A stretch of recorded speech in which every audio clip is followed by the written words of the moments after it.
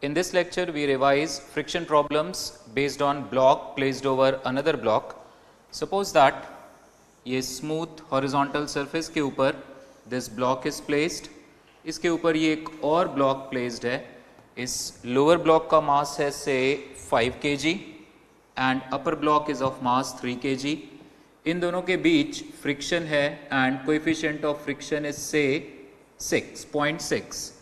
यहाँ पर हमने फोर्स अप्लाई किया capital F. Now the question is कि F की किस वैल्यू पर इन दोनों ब्लॉक्स के बीच स्लिपिंग शुरू हो जाएगी. इस तरह के क्वेश्चंस को सॉल्व करने के लिए we can proceed in this manner.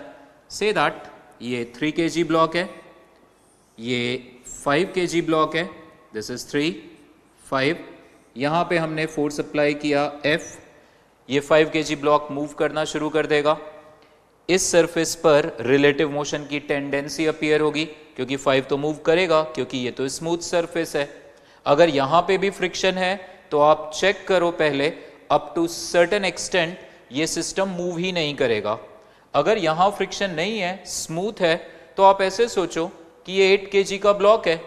8 kg का ब्लॉक टेबल पे रखा है, आपने फोर्स अप्लाई किया, it will start moving. F की वैल्यू जितनी मर्जी कम हो. नाउ ये मूव करते ही यहाँ पे जो फ्रिक्शन अपीयर होगा, फ्रिक्शन की टेंडेंसी है रिलेटिव मोशन को अपोज करने की. तो जो ब्लॉक आगे जाना चाहता है, रिलेटिवली आगे जाना चाहता है, इस पे फ्रिक्शन बैकवर्ड लगेगा और इस पे फ्रिक्शन फॉरवर्ड एक्ट करेगा. ऐसे जैसे जैसे आप इस फोर्स की वैल्यू बढ़ाते जाओगे ये फ्रिक्शन भी इंक्रीज करेगा क्योंकि 3 को 5 के साथ साथ आगे जाना है. एक स्टेज आएगा ये फ्रिक्शन अपनी लिमिटिंग वैल्यू पे आ जाएगा. लिमिटिंग वैल्यू इस जगह पर है, इस जगह नॉर्मल रिएक्शन है 3G 30, यहाँ पे नॉर्मल रिएक्शन है 8G 80 न्यूटन. तो 30 इंटू 0.6 यानी फ्रिक्शन की लिमिटिंग वैल्यू है 18 न्यूटन. नाउ ये फ्रिक्शन, आप इस फोर्स को बढ़ाते जाओगे ये फ्रिक्शन बढ़ता जाएगा. जैसे ही ये फ्रिक्शन अपनी लिमिटिंग वैल्यू पे आ जाएगा यानी 18 न्यूटन, अब इन दोनों ब्लॉक्स के बीच स्लिपिंग शुरू हो जाएगी. अब अगर आपने इस फोर्स को और इंक्रीज किया तो फिर ये 3 kg ब्लॉक रिलेटिवली पीछे रह जाएगा, 5 kg ब्लॉक आगे निकल जाएगा. सो अब तक ये दोनों ब्लॉक साथ साथ चल रहे हैं. ये F की वो वैल्यू है जहां पे फ्रिक्शन जस्ट 18 न्यूटन के इक्वल हो गया. तो इस 3 kg ब्लॉक के लिए भी right F equals 3a. F की वैल्यू 18 है तो इसका एक्सेलरेशन आ गया 6 मीटर्स पर सेकेंड स्क्वायर. इस 5 kg ब्लॉक के लिए capital F minus small f that is 18 equals 5a. तो यहां से ये F की वैल्यू आ जाएगी 30 प्लस 18 48 न्यूटन. यानी जब आप ये 48 न्यूटन फोर्स अप्लाई करोगे, अब इन दोनों के बीच जो फ्रिक्शन है लिमिटिंग पे आ चुका होगा. 49 करते ही, 48 से इंक्रीज करते ही स्लिपिंग शुरू हो जाएगी.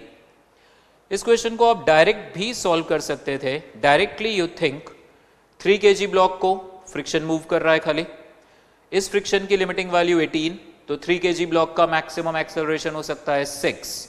यानी ये पूरा system 6 metre per second square के एक्सेलरेशन तक साथ साथ चलेगा, उसके बाद नहीं. तो अगर इस पूरे 8 kg सिस्टम का एक्सेलरेशन होना है 6, देन इस F की वैल्यू होनी चाहिए 8 इंटू 6 48 न्यूटन. ये सिचुएशन अब पिछले क्वेश्चन जैसी ही है, सब कुछ सेम है. Only difference is we have applied force F here and the question is same. Up to what value of capital F ये दोनों ब्लॉक साथ मूव करेंगे.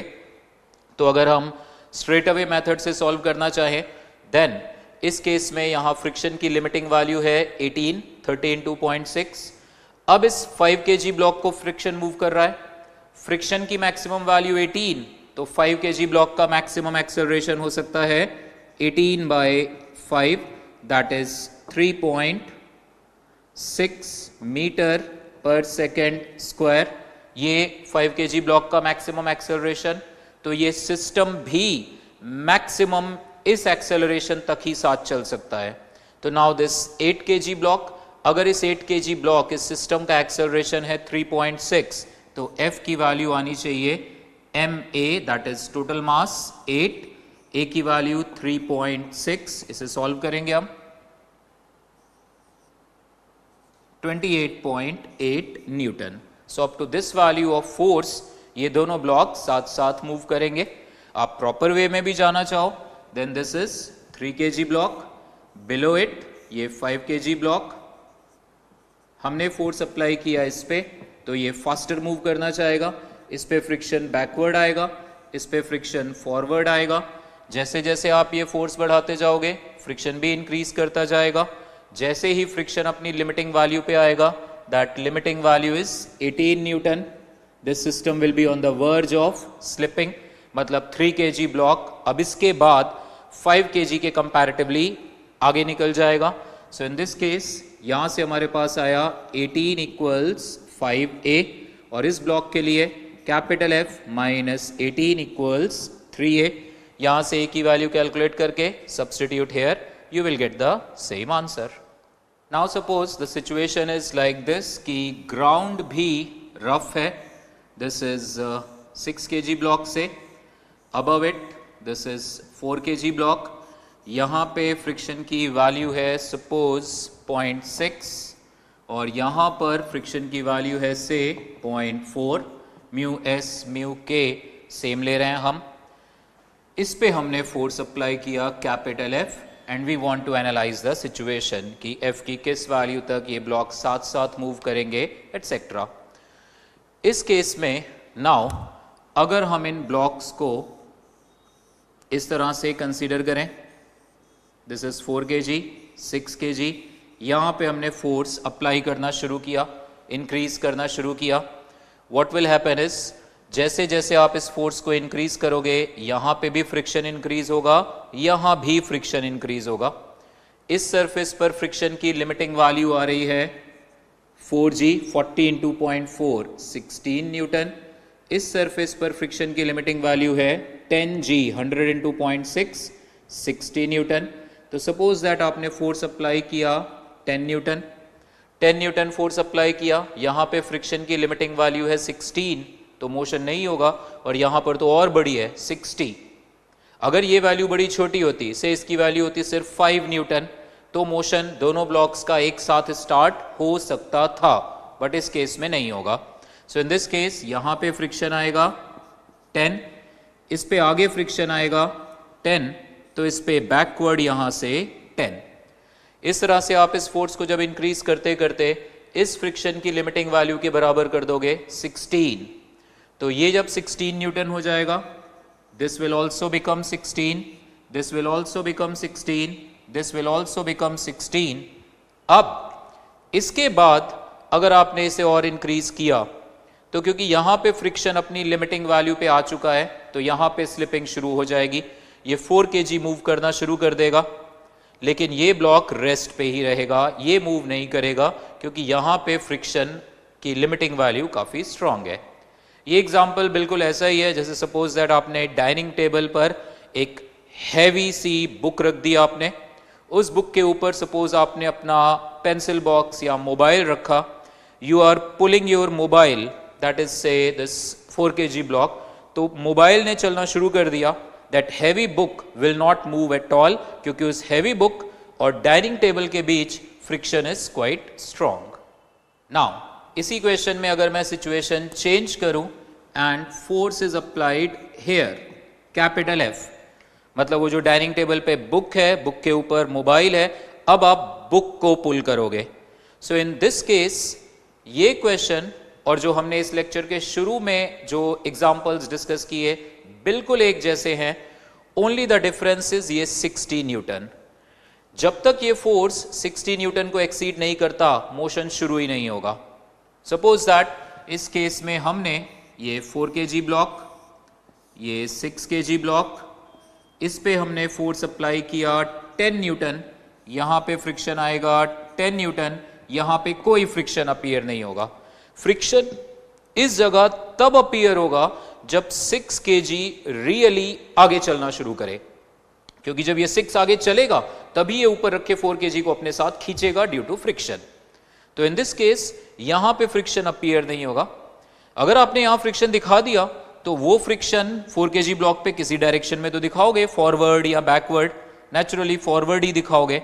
तो situation will be very strange कि ये मूव नहीं कर रहा और इस 4 kg पे जो फॉरवर्ड फ्रिक्शन है, 4 kg पे तो कोई और फोर्स है ही नहीं, तो अगर 4 kg पे ये फ्रिक्शन फॉरवर्ड आपने दिखा दिया फिर तो ये आगे मूव करने लग जाएगा। It means you are pulling the book तो मूव कर नहीं रही, ऊपर रखा मोबाइल मूव करने लग गया। That is a strange situation. तो यहां पर फ्रिक्शन तब तक नहीं आएगा जब तक ये मोशन में ना आए। सो ये 10 ऐसे करते करते 60 न्यूटन तक ये सिचुएशन ऐसी ही रहेगी। Now once you go beyond 60, say 61, 62, अब मोशन शुरू हो जाएगा, तो यहां भी फ्रिक्शन अपीयर होगा। So now suppose we are applying a force F which is greater than 60 newton. इन दोनों का मोशन शुरू हो चुका है। अगर इनका मोशन शुरू हो गया, नेचुरली ये फास्ट जाना चाहता है, तो यहां पे फ्रिक्शन इसे अपोज करेगा। यहां स्लिपिंग शुरू हो चुकी है तो 60 न्यूटन दिखाया, यहां अभी स्लिपिंग शुरू नहीं हुई तो इसलिए फ्रिक्शन स्टैटिक है। 0 और 16 के बीच इसकी वैल्यू कुछ भी हो सकती है, तो यहां पे F आगे।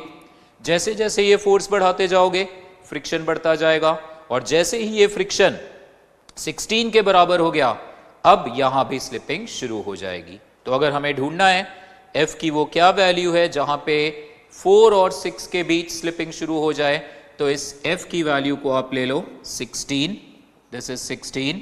इस 4 kg ब्लॉक के लिए 16 इक्वल्स 4a, यहां से एक्सेलरेशन आ गया 4।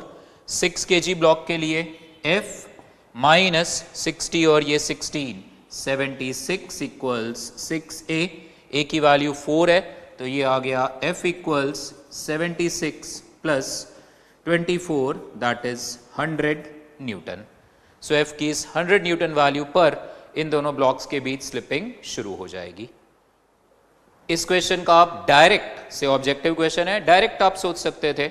सपोज मेरा क्वेश्चन था इन दोनों के बीच स्लिपिंग कब शुरू होगी, तो again think in this way.